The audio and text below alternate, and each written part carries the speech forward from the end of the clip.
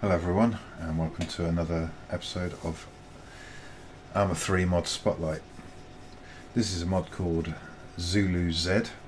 I think the clue's in the title. Just trying to work out what this is. It's your health and stuff. So there are a lot of bugs. It's obviously a work in progress. This is the description that I saw on Steam.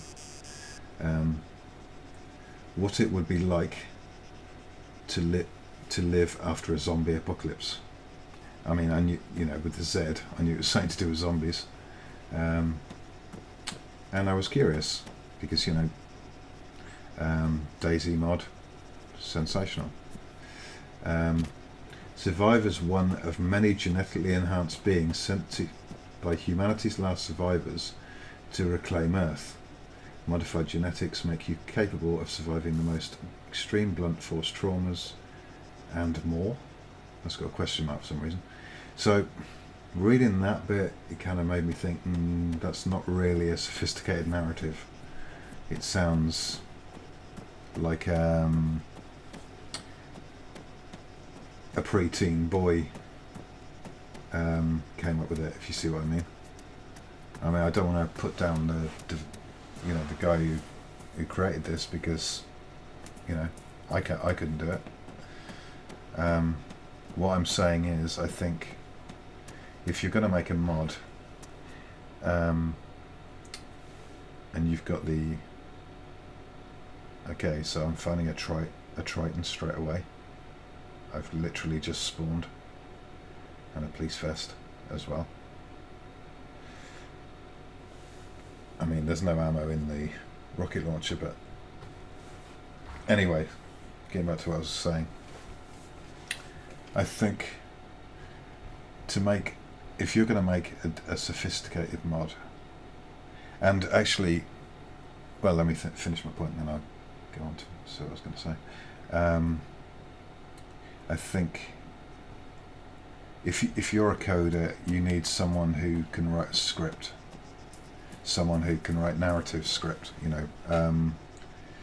need something sophisticated that's going to engage players and make them want to play. There's got to be an element of being drawn into the story. I mean, it doesn't have to be a story, it just has to have a backstory. Like as Daisy, all you know is that there was an infestation, some kind of virus, and there's zombies, and there's this world called Chernarus, and the idea is to try and survive as long as possible, and you have player interactions with where you choose what your actions are going to be, so it's kind of, there's a sort of moral element to it as well.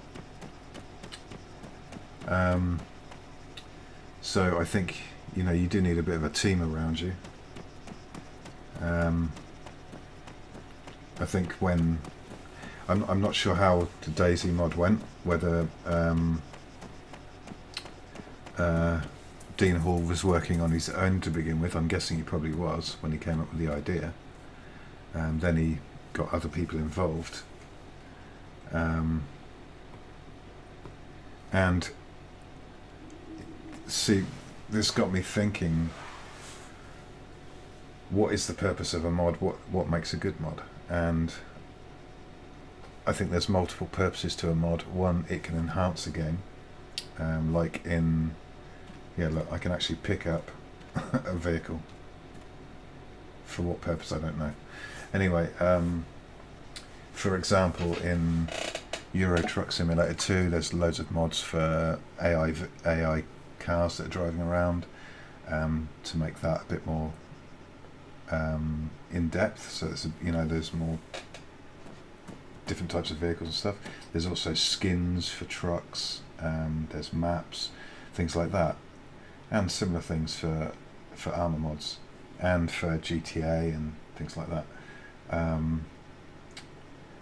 So I think if it's a really popular game, I think the mods tend to enhance what's already there. Maybe make something look a bit better, or do something better.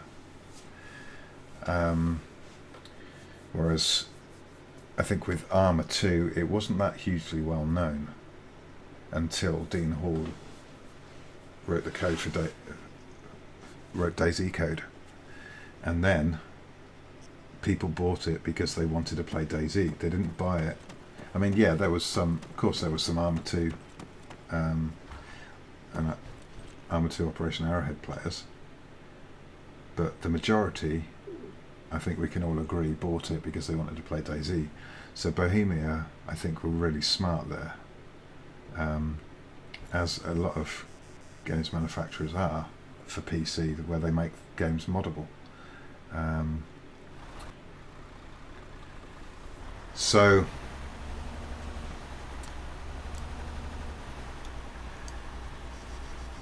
it needs to either enhance the game that's already there, and there are mods that do that for Arma 3, like there's quick weapon switching, and there's some ports of maps and things like that, and also different vehicles have been modded. Some of them might be from Arma 2, some of them might be complete new mods. Look at this. Right, you see on that hill there was nothing there. You watch in a minute. The hill to my right, there's nothing there, see? Now you wait. Just going to go and check this thing out, and then you watch what's on the hill afterwards. So with DayZ mod, what it did was it created, in effect, a completely new game, and a really popular game. I think we'd all agreed on that. I mean, I think the majority of my YouTube subscribers are people who want to watch DayZ gameplay.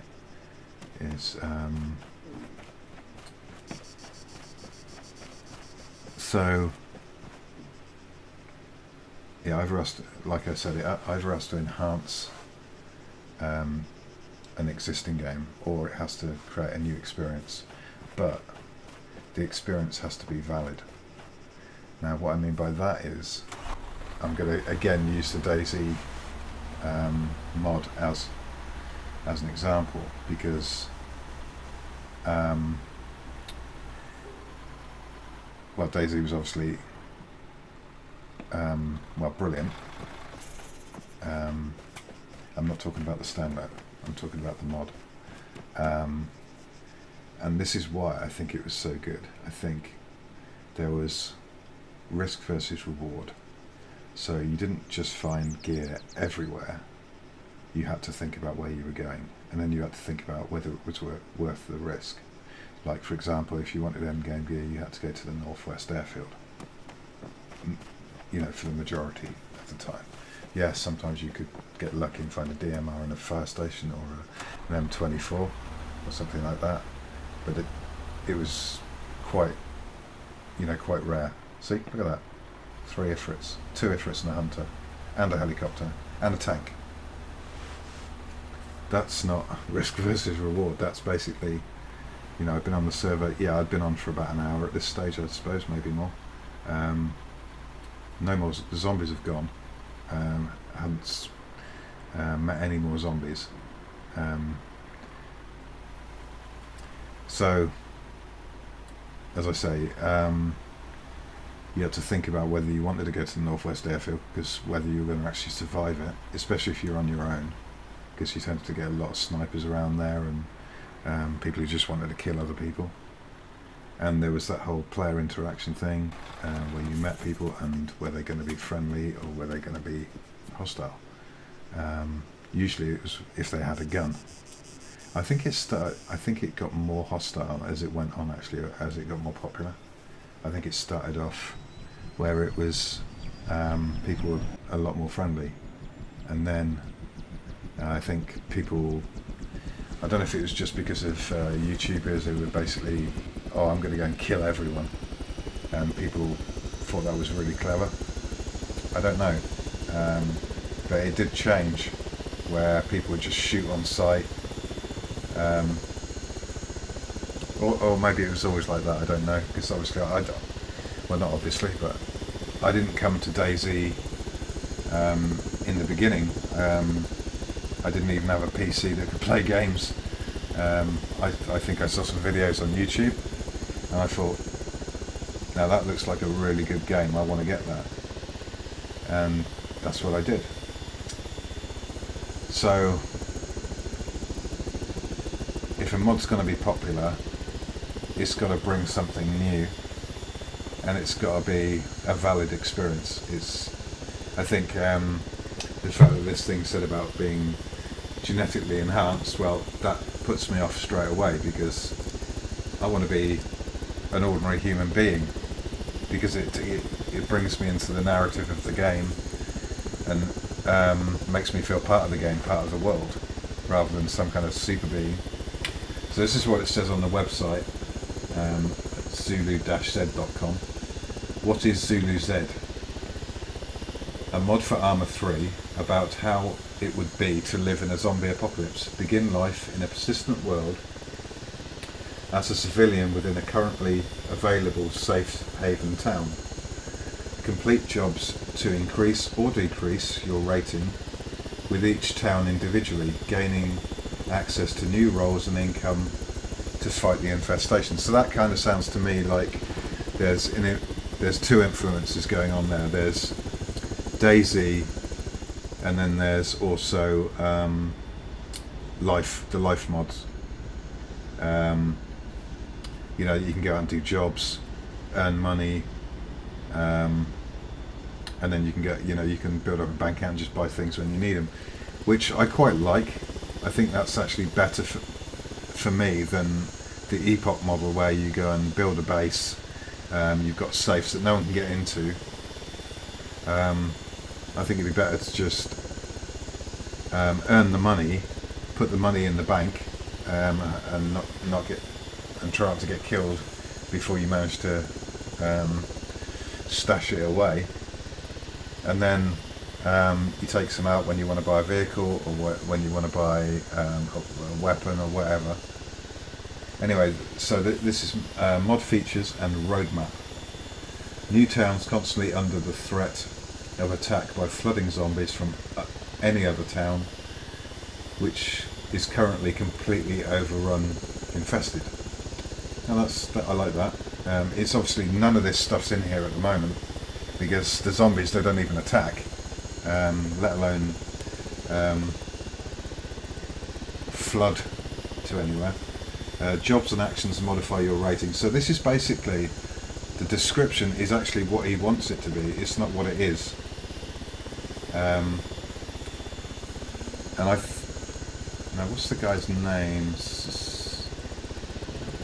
I'll find it again now on Steam. It should take it on.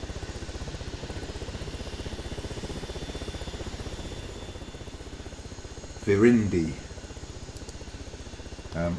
Actually, I think he's called something else somewhere else. I think he's called, created by Titus, CISUS.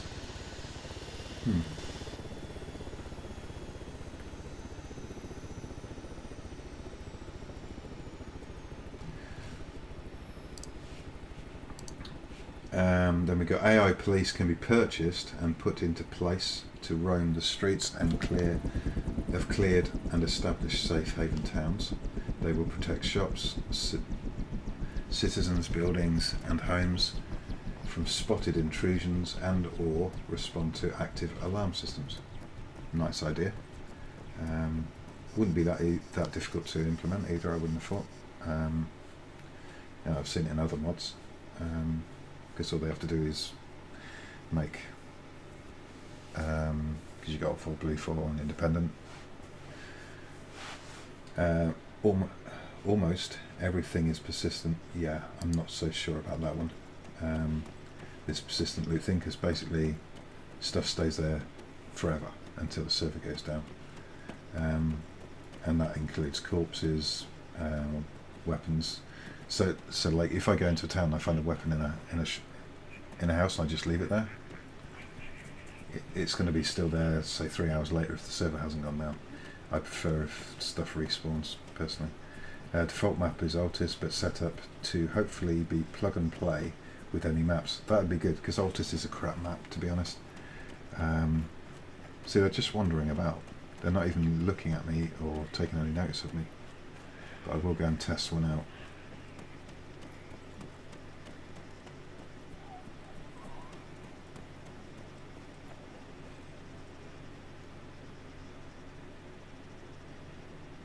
Let's see, it's not coming towards me. I think there's another one over there somewhere.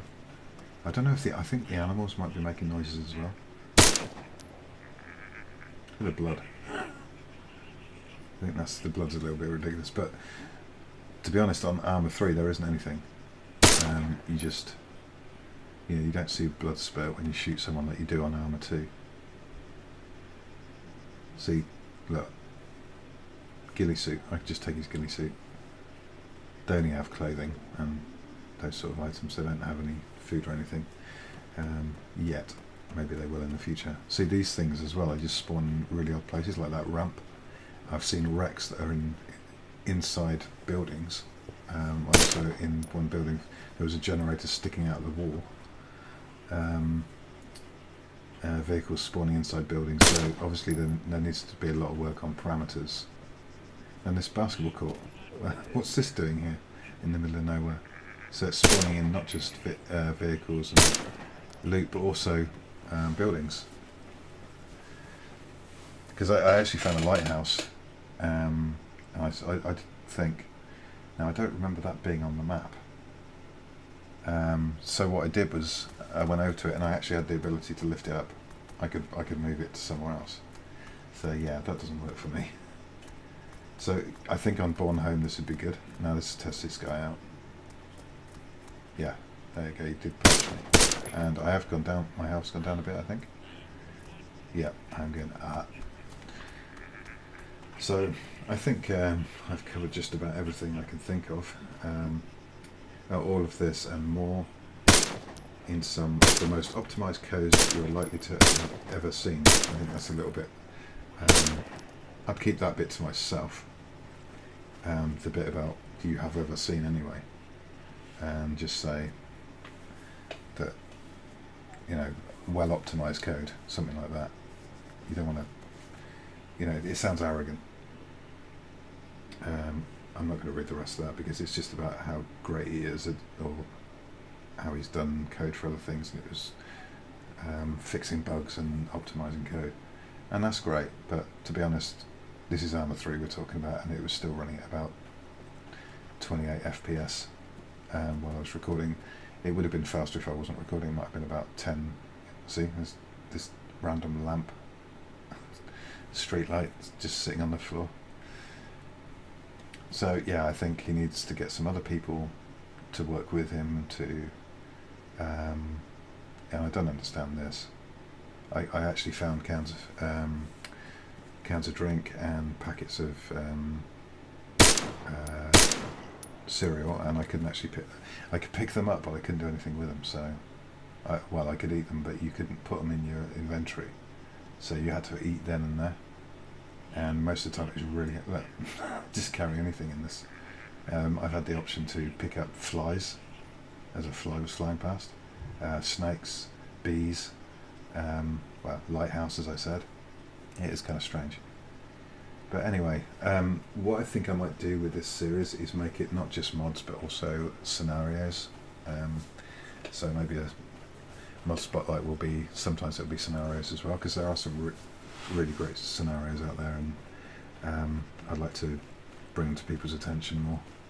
I mean, not that many people see my videos, but in the future. So that there's a Strider, there's vehicles everywhere. Well, actually, they weren't everywhere, but they all appear in one place, like all those Striders and Ifrits and other vehicles that were on that hill. Anyway, let me know what you think, and I'll catch you in the next episode. Bye for now.